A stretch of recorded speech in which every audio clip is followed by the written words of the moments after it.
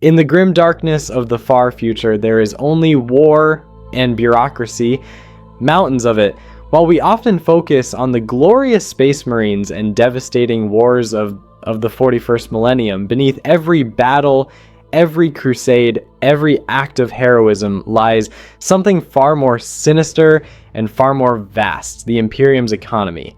At the core of the imperial economy sits the tithe. Every world in the Imperium must pay it. There are no exceptions. The tithe system emerged during the Great Crusade when the Emperor needed a way to unify 1,000,000 scattered human worlds under one banner. It's existed for over 10,000 years now, and it's the only thing holding the Imperium together economically. Without the tithe, the entire imperial war machine grinds to a halt within months. Forge worlds stop producing. Guard regiments run out of ammunition. The Imperial Navy's ships sit idle without fuel. Everything depends on the tithe flowing from 1,000,000 worlds to wherever the Imperium needs it. The administratum, that vast bureaucratic machine that technically runs the Imperium, assesses each planet and determines what it owes. But here's where it gets interesting. The tithe isn't standardized. Every world pays differently based on what it can produce and what the Imperium needs from it. A hive world like Armageddon pays in soldiers and manufactured goods. Armageddon, one of the most fought over worlds in the galaxy, produces billions of rounds of ammunition, thousands of tanks, and regiments of soldiers annually.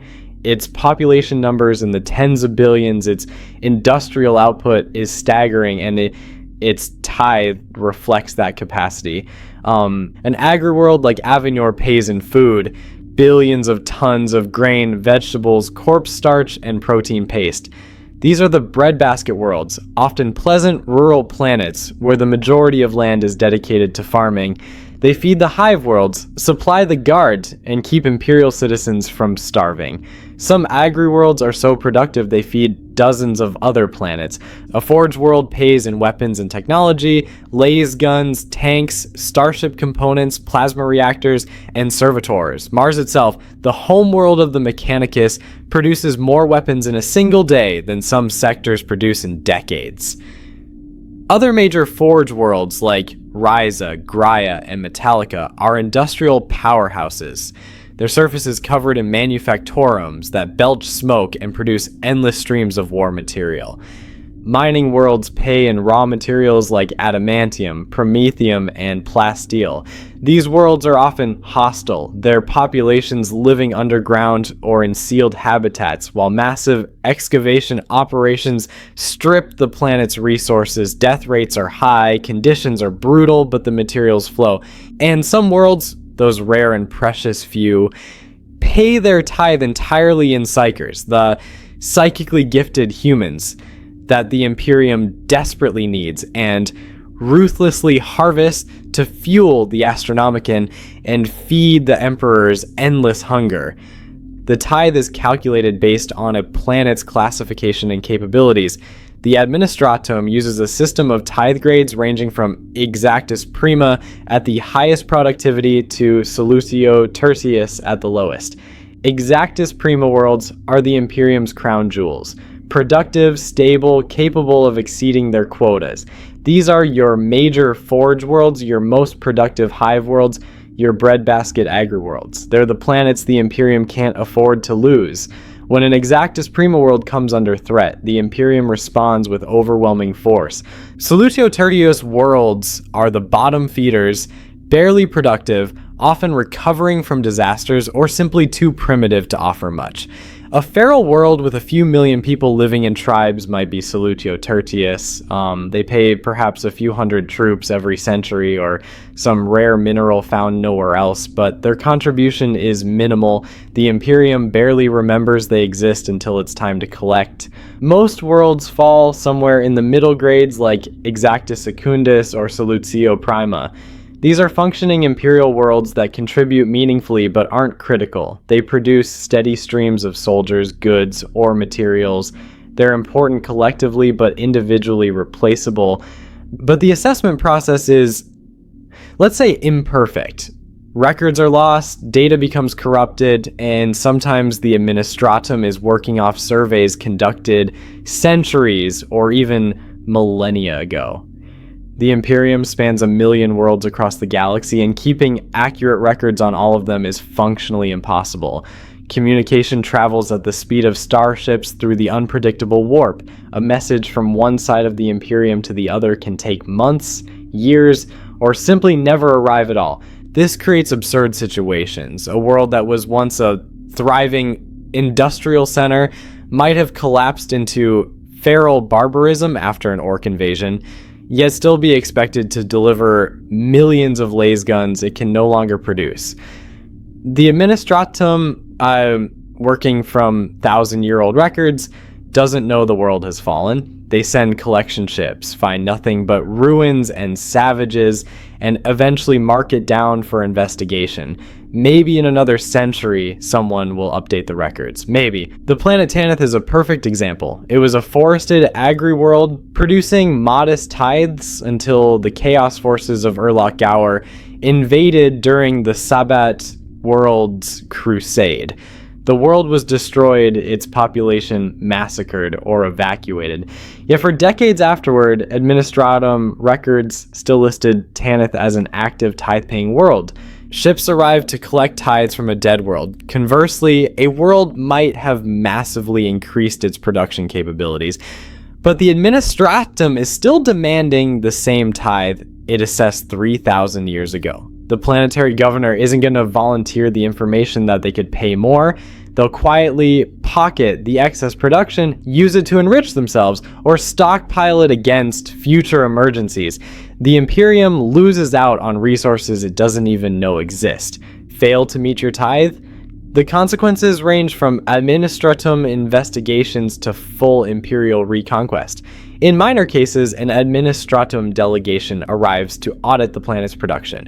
These audits can last years, during which the planet's economy is essentially frozen, while bureaucrats count every rivet and grain of wheat. Planetary governors live in terror of these audits because they often reveal corruption, embezzlement, or incompetence, all punishable by execution. In severe cases, the Imperium declares the world in rebellion and sends the Imperial Guard to reconquer it. The current leadership gets executed, a new imperial governor gets installed, and the tithe resumes. The reconquest can devastate the planet's infrastructure, ironically making it even less capable of paying future tithes, but the Imperium prioritizes compliance over efficiency. The Imperium doesn't offer bailouts, and certainly doesn't forgive debt. Some worlds get creative with their tithes. Death worlds, planets hostile to human life, often pay exclusively in elite soldiers. These harsh environments produce some of the Imperium's finest troops. Katakan, covered in deadly jungles where everything wants to kill you, pays its tithe in Katakan jungle fighters regarded as among the best light infantry in the galaxy. A single Katakan devil, as they're called, is worth a dozen regular guardsmen in jungle warfare. Krieg, a world devastated by atomic war centuries ago, pays in Death Corps soldiers, troops so fanatically loyal and expendable they're used for the most suicidal assaults. Krieg's tithe is entirely military. Millions of soldiers exported every year to die in the Emperor's wars. The planet's culture revolves around this eternal penance, their entire society structured to produce soldiers. Cadia, before its destruction during the 13th Black Crusade, paid one of the highest military tithes in the Imperium. Standing at the edge of the Eye of Terror, Cadia's entire population was militarized. Every Cadian a soldier wasn't a slogan. It was literal truth. Children learned to field strip laser guns before they could read. Cadia's destruction was a catastrophic loss for the Imperial Guard's recruitment. The psyker tithe deserves special mention. Psykers, humans who can manipulate the warp, are both essential and dangerous. The Imperium needs them for astropaths, FTL communication, sanctioned psykers, psychic support for the military, and most critically, to feed the Emperor. The Golden Throne requires the sacrifice of thousands of psykers daily to keep the Emperor's consciousness anchored and the Astronomicon burning bright enough for navigators to see across the galaxy. The black ships of the Adeptus Astra Telepathica travel from world to world collecting psykers. It's not optional. Every detected psyker must be surrendered. Some worlds view it as a sacred duty, a way for their children to serve the Emperor directly.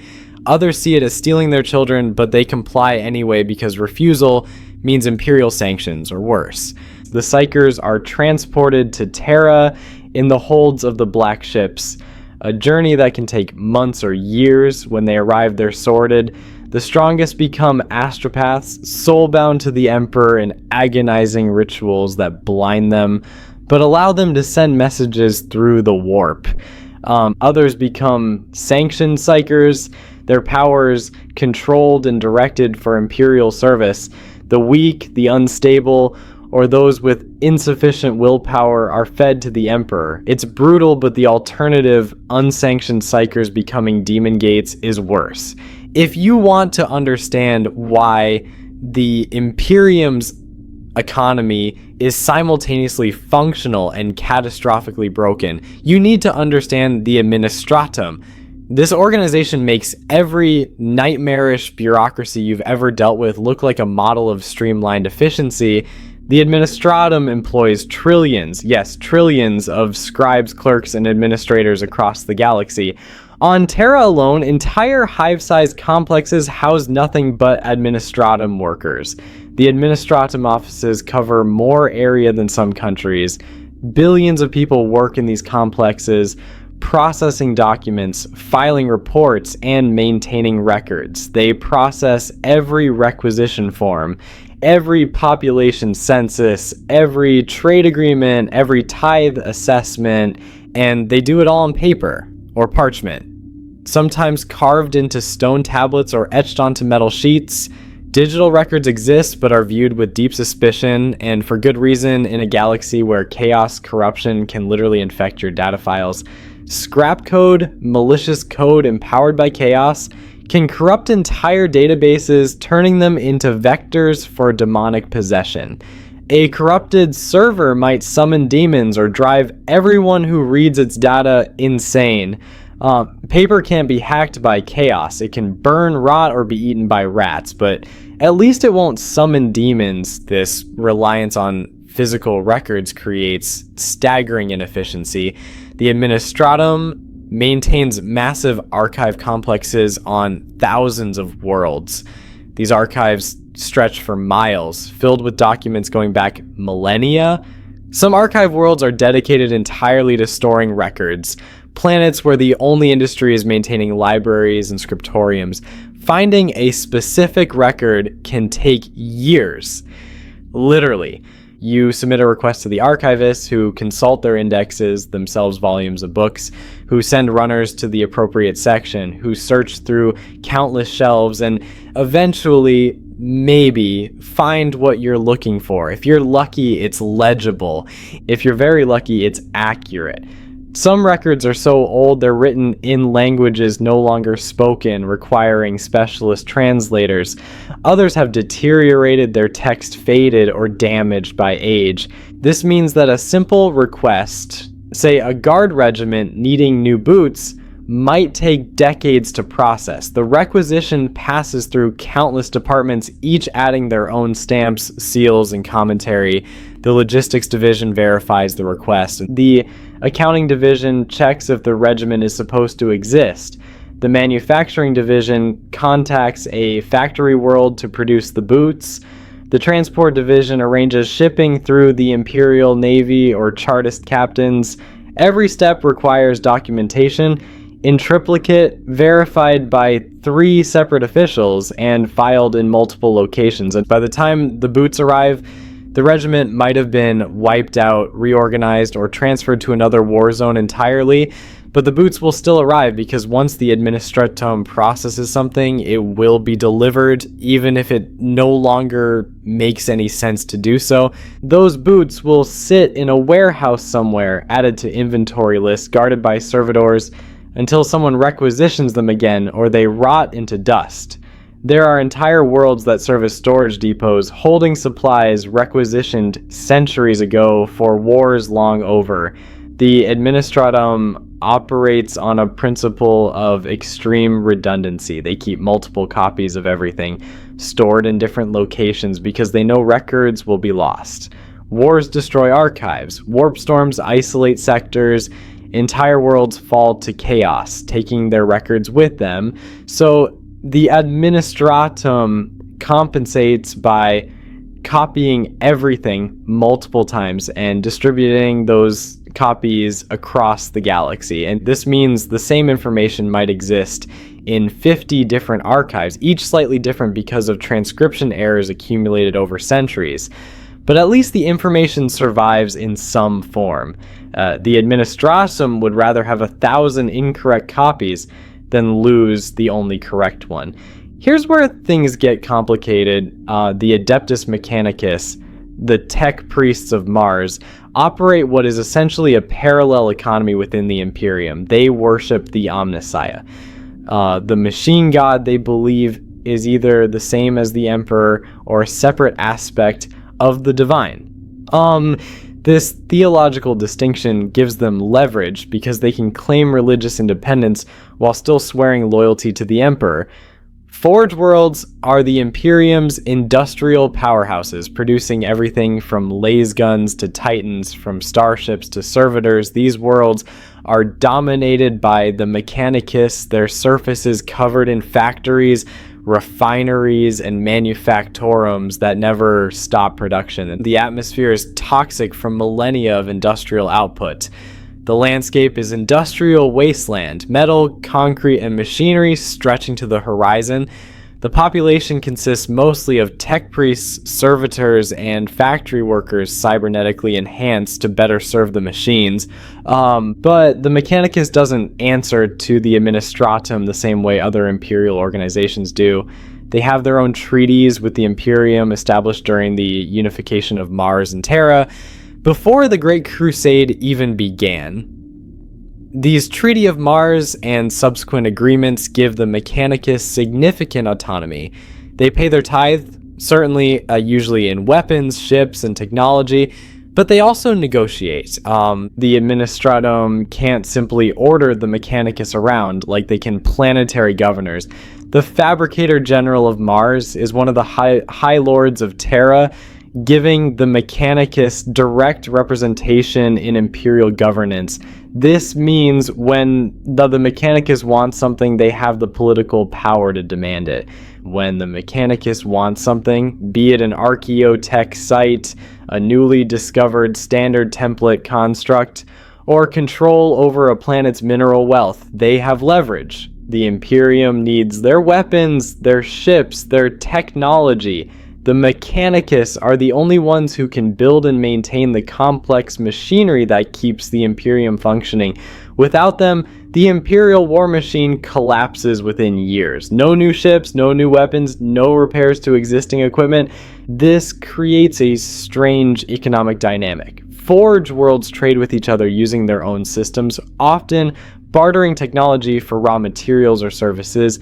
The Mechanicus maintains complex webs of obligations, favors, and trade agreements among its Forge worlds. A Forge world that specializes in plasma technology might trade schematics to another Forge world in exchange for raw adamantium or servitor labor.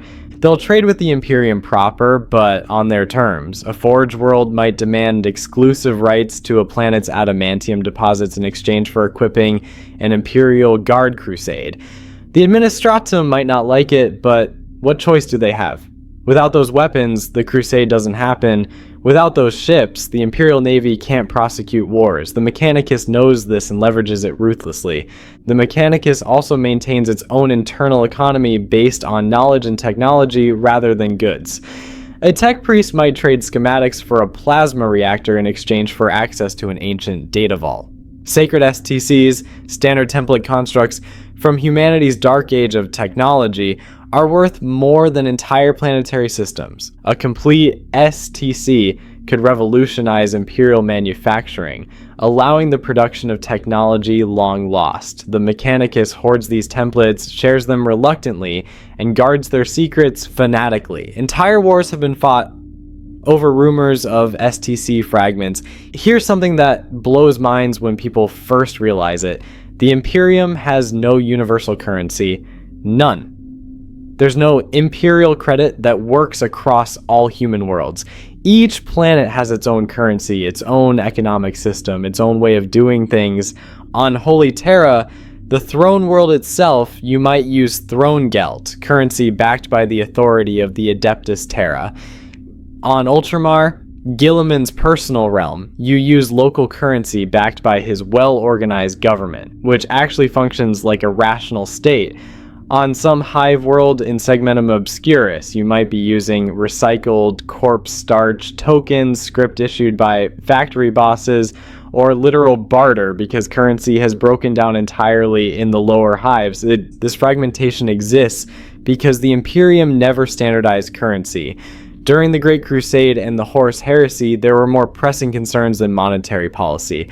After 10,000 years of isolation warfare and bureaucratic dysfunction, each world developed its own systems. The administratum never had the power or inclination to force standardization across a million worlds.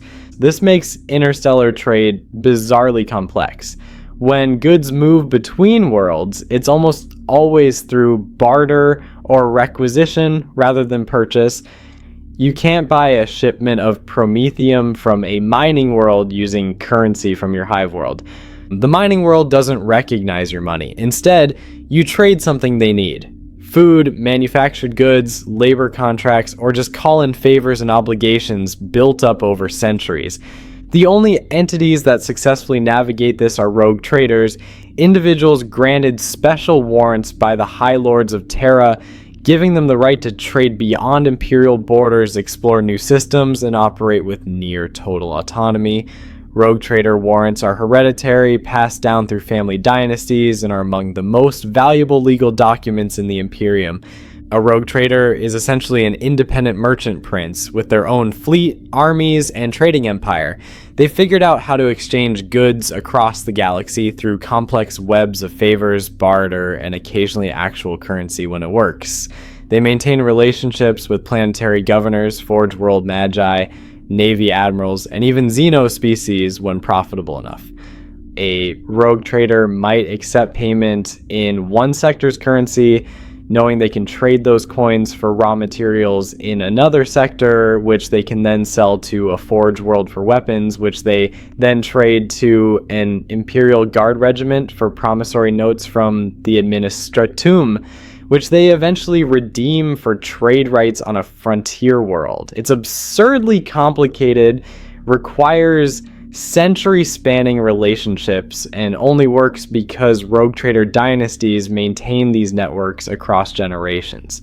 Most interstellar trade, however, happens through Chartist captains, licensed merchant vessels permitted to carry goods between imperial worlds along established routes.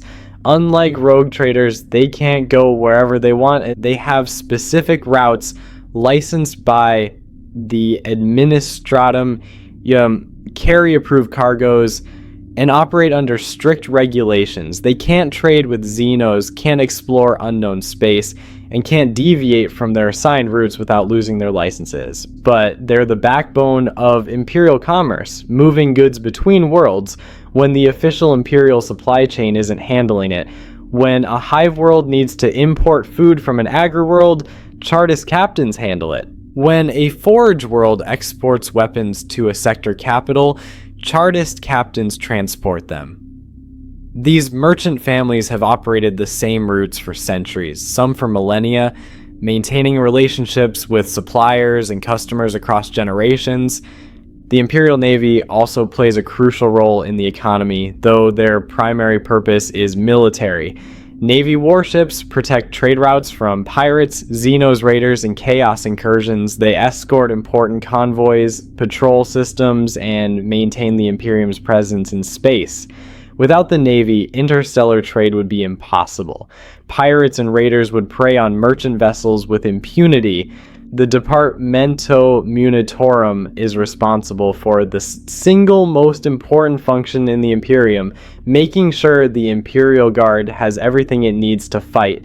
This means coordinating supply lines across the galaxy, ensuring that regiments on the front lines have ammunition, food, reinforcements, and equipment. The scale is incomprehensible. Millions of regiments deployed across thousands of war zones. Each regiment needs regular resupply. A single guard regiment might consist of 3,000 to 5,000 soldiers, requiring tons of food daily, millions of last cells for their weapons, replacement uniforms, medical supplies, artillery shells, and replacement equipment for everything that breaks. Multiply that by millions of regiments, and you get some sense of the logistical nightmare. The Munitorum must coordinate with the administratum for approvals and funding, the Imperial Navy for transport, planetary governors for production, and the mechanicus for weapons and vehicles. Every step involves negotiation, documentation, and inevitable delays. And that they're actually pretty good at it, all things considered.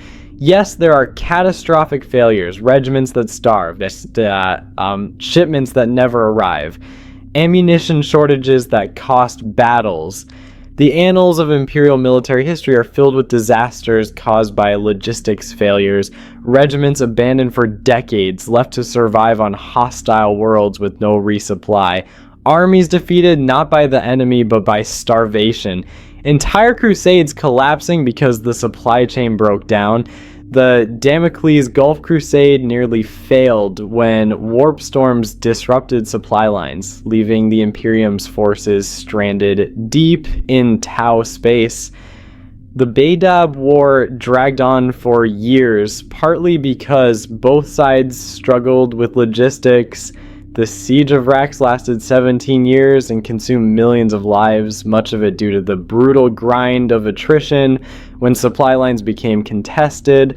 But somehow, despite the galaxy-spanning distances and the labyrinthine bureaucracy, the Imperium keeps its armies supplied enough to keep fighting.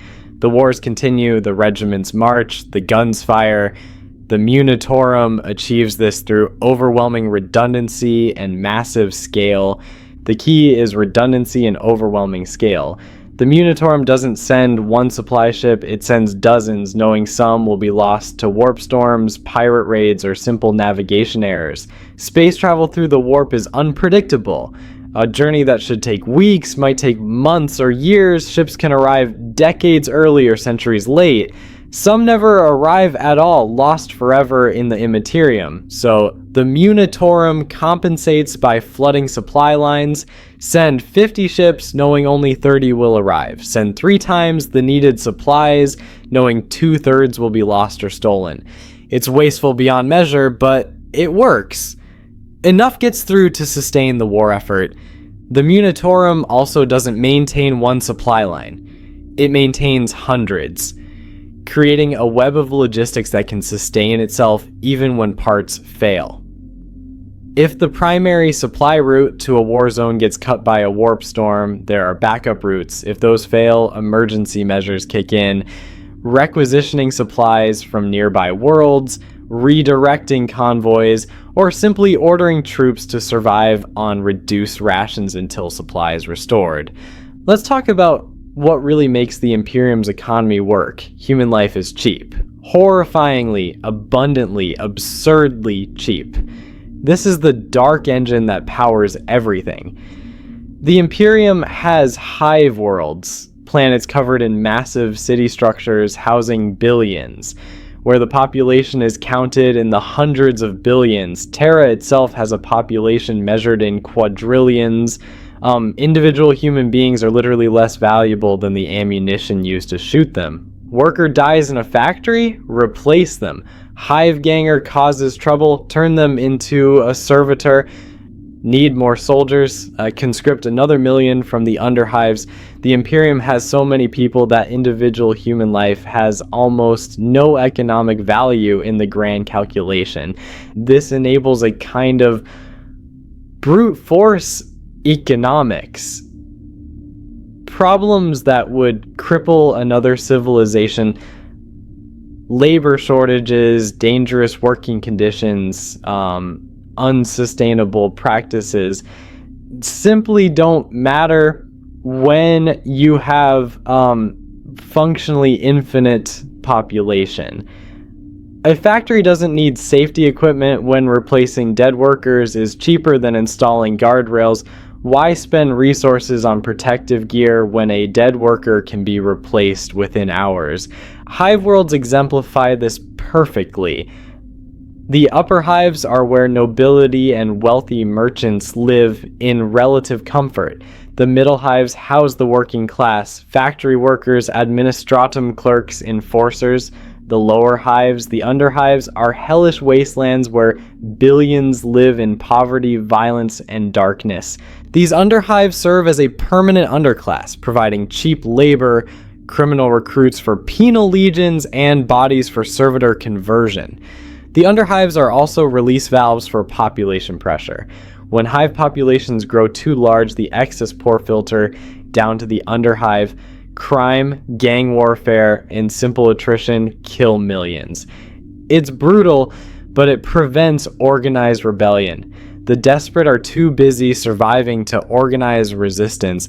The system perpetuates itself through sheer cruelty.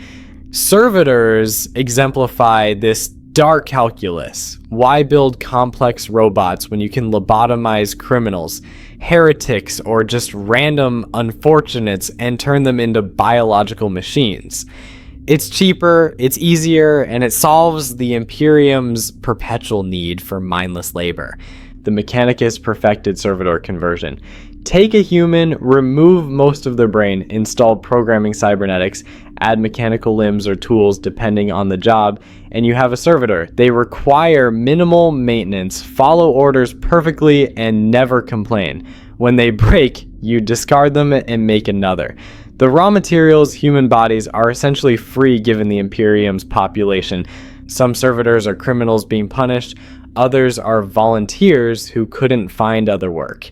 Many are simply people who were in the wrong place at the wrong time when the mechanicus needed bodies. The administratum maintains quotas. A hive might be required to provide 10,000 servitor conversions per year as part of its tithe. The local enforcers round up criminals, dissidents, homeless, whoever they need to fill the quota. So how does the Imperium's economy really work?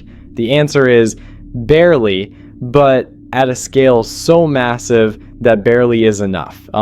It's an economy built on overwhelming scale, ruthless exploitation, technological stagnation, and bureaucratic inertia. It's inefficient, cruel, and irrational. Resources are wasted on cosmic scales. Entire worlds worth of production is lost to paperwork errors. The distance between need and supply can span decades. The Imperium doesn't innovate. The mechanicus treats technology as sacred, resisting innovation in favor of maintaining ancient patterns. New technology is heresy unless it's rediscovered from humanity's past. This means the Imperium fights with equipment designed 10,000 years ago, maintained through prayer and ritual rather than understanding. The Imperium doesn't optimize. The administratum is too vast, too slow, too bound by tradition to implement improvements. Suggesting a more efficient system is likely to get you investigated for heresy. The way things have always been done is the way they will continue to be done. The Imperium doesn't care about waste. When you control 1 million worlds, losing a few doesn't matter. A factory world destroyed, find another. A supply convoy lost, send 10 more. The scale makes inefficiency survivable, but it works. The Imperium endures. 1 million worlds pay their tithes. The forges never stop producing. The guard never runs out of soldiers. Trillions labor in factories, billions fight in wars, and the system continues. Ships traverse the warp, carrying impossible amounts of goods. The administratum processes quintillions of documents. The Munitorum feeds millions of regiments. The God Emperor's realm, for all its dysfunction, continues to exist in a galaxy that wants nothing more than to tear it apart. The Imperium survives not despite its inefficiency, but because of its scale. No other human government in history has controlled this much territory, this many people, for this long.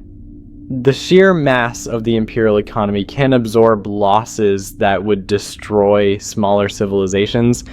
Wars that kill billions are footnotes. Famines that devastate entire sectors are regional issues. The Imperium is too vast to fail completely, even as parts of it fail constantly. In the end, the Imperium's economy is a reflection of the Imperium itself. Cruel, inefficient, barely functional, and yet somehow still standing after 10,000 years. It's an economy that shouldn't work, that violates every principle of efficient governance and rational economics, but persists through sheer overwhelming scale and ruthless exploitation. In the grim darkness of the far future, that might be the closest thing to success anyone can hope for. The Emperor protects, and so apparently does bureaucracy. Navigator houses represent another crucial pillar of the imperial economy that often goes unnoticed. These ancient bloodlines possess the genetic mutation, allowing them to perceive the Astronomicon and navigate ships through the warp. Without navigators, interstellar travel is essentially impossible. Ships attempting warp jumps without navigators either arrive centuries late, arrive light years off course, or don't arrive at all. This gives navigator houses immense economic power. They operate as trading dynasties in their own right, charging fees for their services that planetary governors and rogue traders must pay. The greatest houses, Belisarius, Nostromo, and Balfamael, control fleets of their own, operate trading empires, and negotiate directly with the High Lords of Terra. They're effectively economic cartels, and the Imperium can't function without them. Navigator houses also maintain complex marriage alliances and business partnerships spanning millennia. A contract between two houses might obligate their descendants for the next 1,000 years. These relationships form invisible economic networks that move goods and services across the galaxy outside the administratum's official channels. Black markets and illicit trade flourish despite the Imperium's best efforts to control commerce. On every hive world, smugglers move contraband through underhive tunnels. Forbidden Xenos artifacts, chaos-tainted goods, and stolen military equipment change hands in shadow markets the Arbits can never fully suppress. Some estimates suggest illegal trade accounts for 20 to 30% of actual economic activity on developed worlds. The Inquisition periodically cracks down on these markets, especially when chaos corruption is involved, but the sheer scale of the Imperium makes comprehensive enforcement impossible. For every smuggling ring the Arbits break up, 10 more operate undetected. The black markets serve an economic function too. They fill gaps the official economy can't address, moving goods where the administratum's bureaucracy fails. Penal colonies and prison worlds represent another dark aspect of imperial economics. Rather than maintain expensive prisons, the Imperium ships criminals to hostile worlds and leaves them there.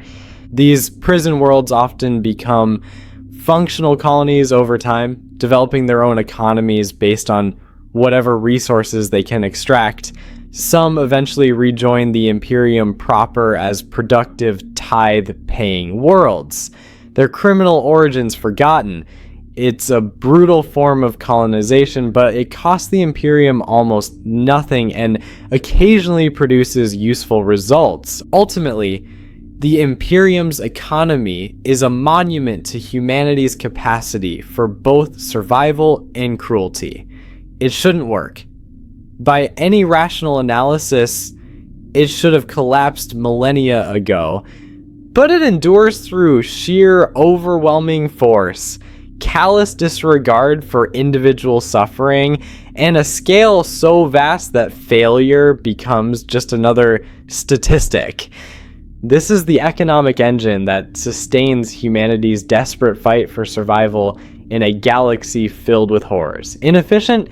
Absolutely. Cruel? Beyond measure. But functional enough to keep the Imperium stumbling forward through its 11th millennium.